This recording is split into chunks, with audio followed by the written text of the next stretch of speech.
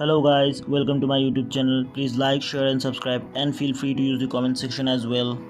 তোমরা কি জানো যে মৌমাছিরা ডান্স করে বা নৃত্য করে নিজেদের খাবারের উৎস বোঝায়? জার্মান বিজ্ঞানী কার্ল ভন ফ্রিস্ট 1973 সালে মৌমাছির এই নৃত্যটি ব্যাখ্যা করেন এবং এই ব্যাখ্যার জন্য তিনি নোবেল পুরস্কারও লাভ করেন। শ্রমিক মৌমাছি, যাদেরকে ফোরেজার বা স্কাউট বলা হয়, তারা ফুল বা খাবারের অনুসন্ধান করে দু রকমের নৃত্য প্রদর্শনীর মাধ্যমে রানী মৌমাছি এবং পুরুষ মৌমাছিদেরকে খাবারের উৎস অবধি নিয়ে যায়। এই নৃত্য দুই প্রকার, একটি রাউন্ড ডান্স বা চক্রাকার নৃত্য, একটি ওয়াগল ডান্স বা ওয়াগল নৃত্য।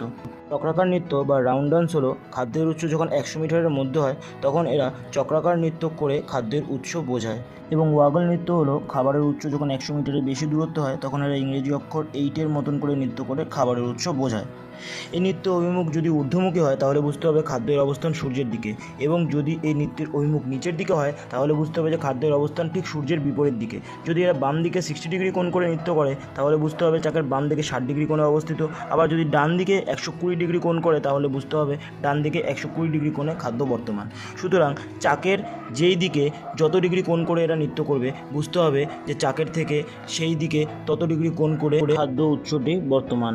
একেই ওয়াগল নৃত্য বা ওয়াগল ডান্স বলে।